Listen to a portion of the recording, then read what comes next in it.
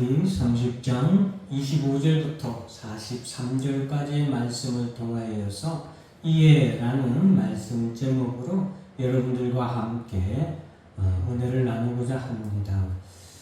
우리가 하나님의 말씀은 기록된 문자로 우리에게 전해진 하나님의 말씀이라는 것을 우리가 분명히 알아야 되겠습니다.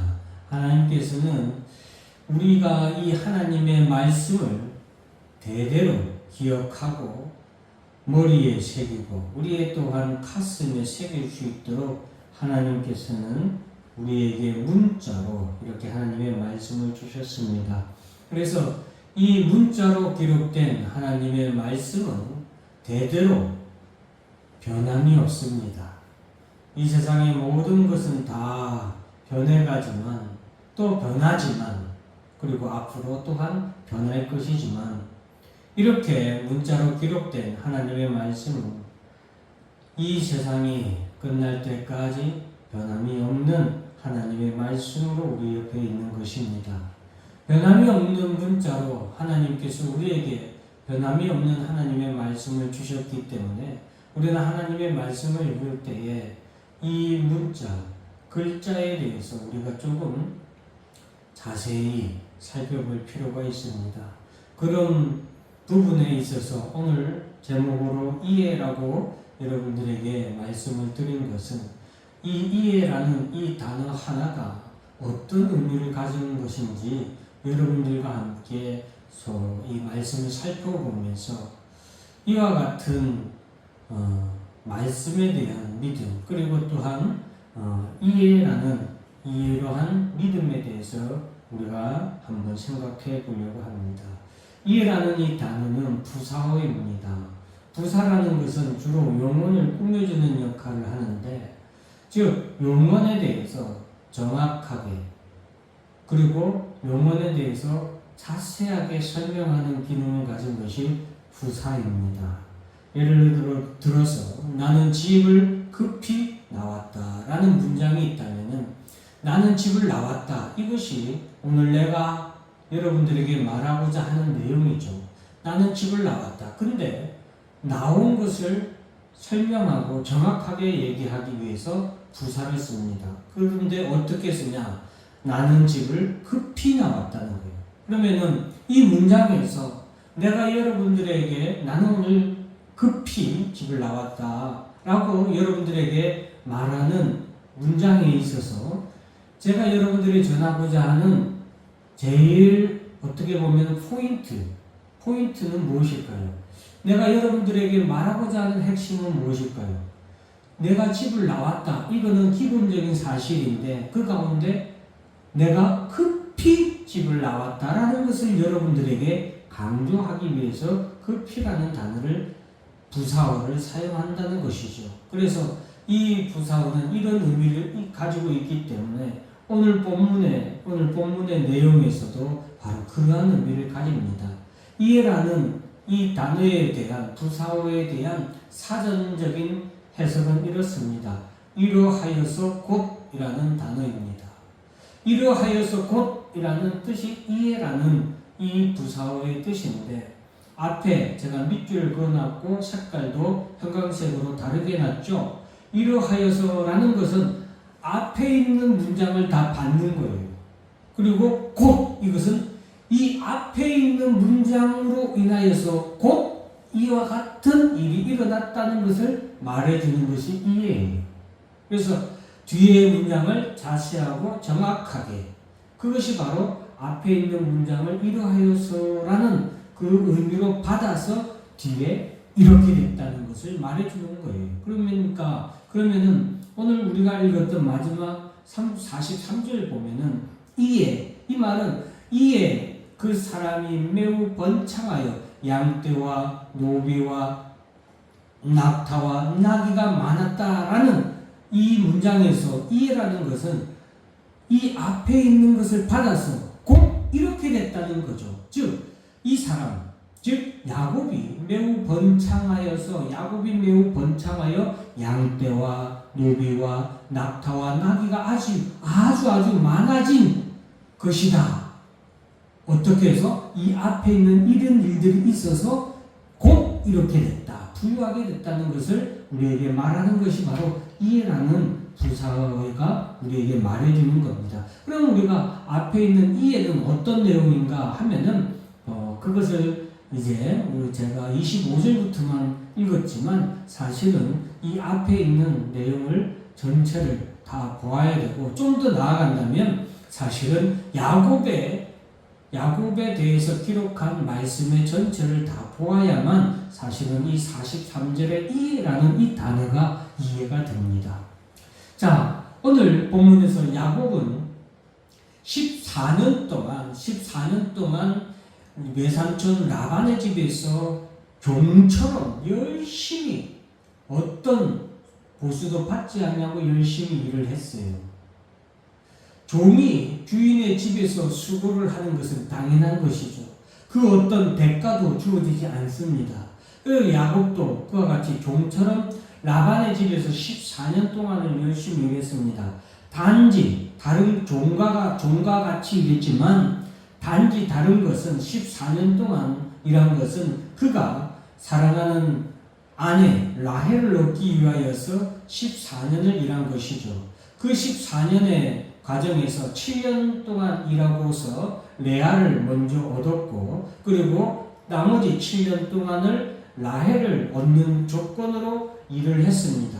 물론 레아와 라헬은 야곱이 먼저 결혼을 하고서 나중에 이제 그 연수를 다 채워서 일을 했습니다. 여러분, 14년 동안 외삼촌 라반의 집에서 정말로 종처럼 열심히, 그러나 어떤 대가도 받지 아니하고 야곱이 일을 했는데, 이제 14년이 되었을 때에는 야곱의 스라에는 11명의 자녀가 있었습니다. 디나까지 포함하면 12명의 자녀가 있는 것이죠. 이때는 요셉의 동생인 베냐민은 아직 태어나지 않았을 때입니다. 그러니 성인이 아니라 남자 11명, 여자 하나, 딸 하나 해서 아들 11명에 딸 하나가 있는 12명의 자녀가 있는 그런 때였어요. 야곱이 이제 자기 스가에 있는 아내와 그리고 자녀들을 볼 때에 이제 자기가 뭔가를 이루고 가정에 어떤 안정을 기해야 하는데, 자기가 14년 동안 외삼촌 라반의 집에서 열심히 수고하였지만 아무것도 이룬 것이 없었습니다. 그럼에도 불구하고 야곱은 이 시점에서 하나님 앞에 자기가 소원하였던, 즉 자신의 고향 땅으로 되돌아갈 것을 결정을 하게 됩니다. 그런데 그 과정에서 물론 하나님께서 야곱에게 약속의 말씀을 주시고, 야곱을 그렇게 하나님의 약속하신 말씀대로 자신의 고향 땅을 향하여 떠날 것을 하나님께서 권고하신 부분도 있지만, 어쨌든 그러한 시점에 야곱이 외삼촌 라반에게 내가 이제 내 고향 땅으로 돌아가려고 합니다 라고 말했을 때 외삼촌 라반은 깜짝 놀라게 됩니다. 왜냐하면 야곱이 14년 동안 외삼촌 라반 자기의 집에서 일을 함으로 인하여서 외삼촌 라반의 모든 가업이 엄청나게 번창하고 번성하여서 크게 그 부가 늘었기 때문입니다.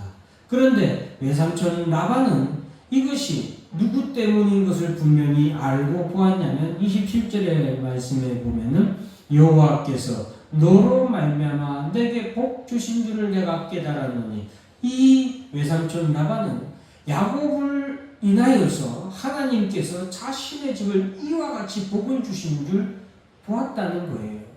그것은 이 외삼촌 라반의 집에 내린 복이 보통 복이 아니라 누구라도 볼 수 있는 그런 큰 엄청난 축복이었기 때문에 외삼촌 라반은 그와 같은 복을 야곱을 통하여서 하나님께서 내게 복을 주신 것이구나 라는 것을 알 정도로 그렇게 축복을 받은 것이죠.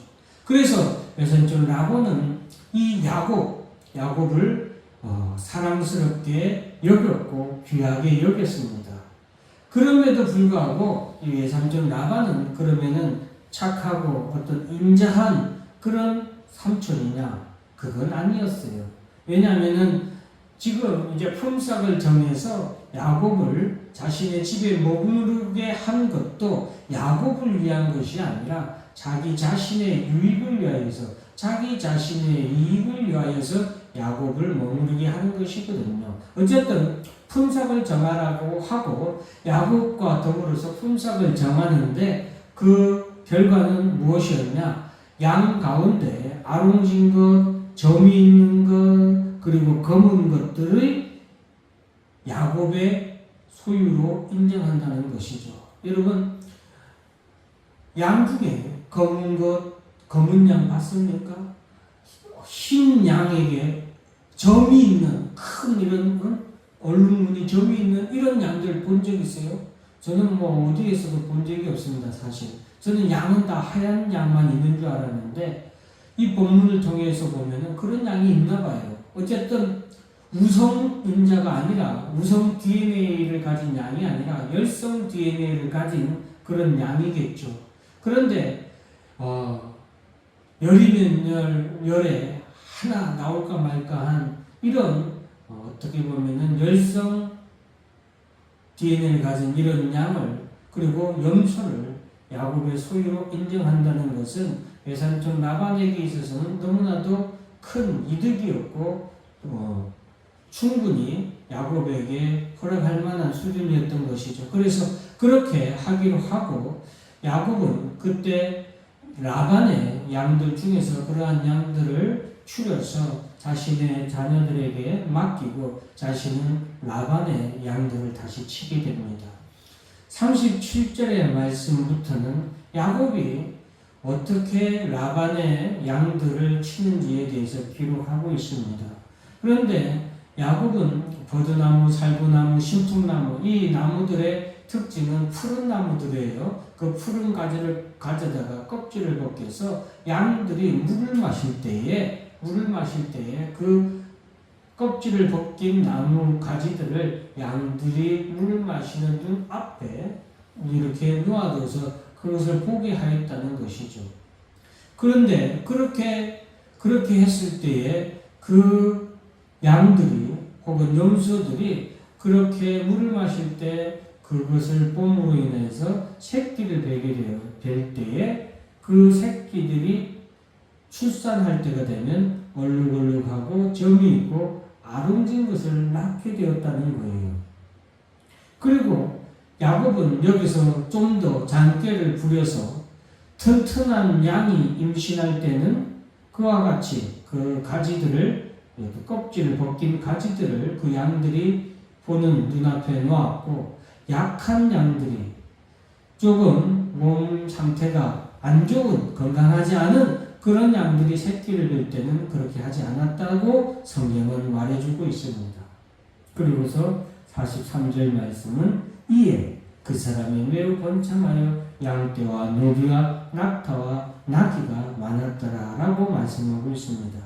오늘 본문의 이 부분만 읽다 보면은 이에라는 이 단어가 마치 야곱이 그렇게 하였기 때문에 즉 새끼를 뱀 양이나 염소 눈앞에 그 푸른 나뭇가지를 놓아서 그 양들이 먹을 때 물을 마실 때에 그것을 봄으로 인하여서 새끼를 베어서 그렇게 검은 것, 얼룩이 있는 것, 점박이 이런 새끼들을 낳았다라는 그런 것으로 우리가 생각하기 쉽습니다. 그러나 여러분 그러한 껍질을 벗긴 나뭇가지를 보고 양이나 염소가 그것을 물을 마신다고 해서 그로 인하여서 얼룩이나 점박이 혹은 검은 양이나 염소가 난다는 과학적인 증거는 그 어디에서 없습니다. 그런데 그럼에도 성경은 뭐라고 기록하고 있냐면 이해라고 기록하고 있습니다. 그것은 성경의 그 앞에 그리고 뒤에 나오는 내용들을 우리가 쭉 다 읽어야 하기 때문이에요. 31장의 내용을 보면은 그대도 알거니와 내가 힘을 다하여 그대들의 아버지를 섬겼거늘 그대들의 아버지가 나를 속여 품삯을 10번이나 변경하였느니라. 그러나 하나님이 그를 막으사 나를 해치지 못하게 하셨으며, 이 라반의 간사함에 대해서 이 한 절에서 다 나와 있죠. 10번이나 품삯을 변경할 정도로 라반은 아주 간사한 사람이었어요. 야곱을 이용하려고 하였고, 심지어는 야곱에 대해서 해를 가하려고 했던 일도 일어났다는 것을 이 7절 말씀에서 우리가 알 수 있죠. 야곱이 외삼촌 라반의 집에서 20년을 거하였는데 그 20년 동안 20년의 세월을 성경은 우리에게 다 자세히 말해주지 않지만 7절 말씀을 통하여서 외삼촌 라반이 야곱을 어떻게 됐는지 알 수 있죠. 8절에 보면 그가 이르기를 좀 있는 것이 내 싹이 되리라 하면 온 양떼가 낳은 것이 점 있는 것이요 또 얼룩무늬 있는 것이 내 싹이 되리라 하면 온 양떼가 낳은 것이 얼룩무늬 있는 것이니 이렇게 됐다는 거예요. 근데 9절 말씀을 보세요. 하나님이 이같이 그대들의 아버지의 가축을 빼앗아 내게 주셨느니라. 이 모든 얼룩무늬 있는 것, 점박이, 그리고 검은 양, 검은 염소가 태어난 새끼가 태어난 것, 이것이 뭐라고 기록하고 있습니까? 하나님이 하셨다는 거죠. 하나님이 내게 주셨다는 것을 야곱은 말하고 있는 거예요. 내가 그 나무 껍질을 벗겨서 새끼 뵐 때에 그 양이나 염소 눈앞에 놓았던 그것으로 인해서 이렇게 됐다, 이렇게 말하는 것이 아니라 하나님이 이와 같이 하셨다고 말하고 있는 거죠. 그 양떼가 새끼 뵐 때에 내가 꿈에 눈을 들어보니 양떼를 탄 순양은 다 얼룩무늬 있는 것과 점 있는 것과 아롱진 것이었더라. 꿈에 하나님의 사자가 내게 말씀하시기를 야곱아 하기로 내가 대답하기를 여기 있나이다 하네 라고 기록하고 있죠. 즉 야곱이 그 푸른 나무의 껍질을 벗겨서 눈앞에 놓았던 것은 하나님이 자신에게 보여준, 꿈에서 보여준, 그리고 하나님이 말씀하신 그대로 야곱은 이루어질 줄로 믿고 그것을 의지하며 그 말씀을, 하나님의 말씀을 의지하고서 그와 같이 행동을 했다는 것을 우리가 알 수가 있는 것이죠. 그래서 12절 13절에 보면 이르시되 내 눈을 들어보라 양떼를 탄 순양은 다 얼룩무늬 있는 것, 점 있는 것과 아름진 것이니라. 라반이 내게 행한 모든 것을 내가 보았느라. 나는 베델의 하나님이라. 내가 거기서 기둥에 기름을 붓고 거기서 내게 서원하였으니 지금 일어나 이곳을 떠나서 내 출생지로 돌아가라 하셨느니라. 이 말씀을 들은 야곱은 하나님과의 서운한 약속을 지키기 위해서, 그리고 또한 하나님의 약속하신 말씀을 온전히 믿고 따르기 위해서 그와 같은 행동을 한 것입니다. 그것이 바로 오늘 본문에 뭐라고 기록하고 있는 것이냐? 바로 이해라는 이 부사어가 받고 있는 것이에요. 제가 여러분들에게 말씀하려고 하는 분명한 의도를 여러분들이 잘 좀 캐치하셨나 모르겠습니다. 이것은 야곱이 하나님께서 말씀하시고 하나님께서 명령하시고 하나님께서 보여주셨던 그 약속의 말씀들을 믿고 이와 같이 행한 거예요. 그래서 이에 그가 어떻게 됐다? 늘 번창하여 양떼와 노비와 낙타와 나귀가 많아졌다라는 것이 바로 이해라는 이 부사어가 받는 내용입니다. 야곱이 베델에서 하나님 앞에서 하나님께 약속을 받고 축복을 받고 그 앞에서 야곱이 소원을 한 그 내용을 우리가 한번 보면은, 또 먼저 여호와께서 그 위에 서서, 이거 외삼촌 라반의 집에 가는 도중에, 외삼촌 라반의 집에 가기 전에 야곱이 베델에서 돌베개를 베고 자게 됐는데 그곳에서 꿈에 하나님의 문이, 하늘의 문이 열리고 하나님의 사닥다리가 오르락내리락 하고 그것으로 인해서 그곳에서 하나님께 복을 받는 내용이에요. 또 본즉 여호와께서 그 위에 서서 이르시되 나는 여호와니 너의 조부 아브라함의 하나님이요 이삭의 하나님이라. 내가 누워있는 땅을 내가 너와 내 자손에게 주리니 내 자손이 땅의 티끌같이 되어 내가 서쪽과 동쪽과 북쪽과 남쪽으로 퍼져나갈지며 땅의 모든 족속이 너와 내 자손으로 말미암아 복을 받으리라. 내가 너와 함께 있어 내가 어디로 가든지 너를 지키며 너를 이끌어 이 땅으로 돌아오게 할지라. 내가 너에게 허락한 것을 다 이루기까지 너를 떠나지 아니하리라. 이것이 하나님이 야곱에게 해주신 축복이고 약속의 말씀이에요. 너를 이끌어서 이 땅으로 돌아오게 하도록 하겠다. 그리고 그것을 이루기까지 내가 너를 떠나지 않겠다고 하신 하나님의 말씀이었죠. 그래서 야곱은 이때 받은 하나님의 축복의 말씀을 그대로 믿고, 그러면 하나님이 나와 함께 하셨어요. 내가 가는 이 길에서 나를 지켜주시고 먹을 떡과 입을 옷을 주시어서 내가 평안히 아버지의 집으로 돌아가게 해주신다면 여호와께서 나의 하나님이 되실 것이고 내가 기둥으로 세운 이 돌이 하나님의 집이 될 것이요 하나님께서 내게 주신 모든 것에서 10분의 1을 내가 반드시 하나님께 드리겠나이다 라고 이곳에서 서원을 하죠. 이 하나님의 축복과 약속, 그리고 하나님의 이 소원이 외삼촌 라반의 집에 가기 전에 이루어졌어요. 그리고 야곱은 20년 동안 바로 이 하나님의 약속의 말씀을 바라보고 또한 믿고 외삼촌 라반의 집에서 그렇게 수고하고, 이제는 때가 되어서 하나님께서 그를 이와 같은 약속을 이루시기 위하여서 외삼촌 라반의 집을 떠나서 이제는 네가 소원한 곳으로 돌아가라고 하나님이 말씀을 하신 거예요.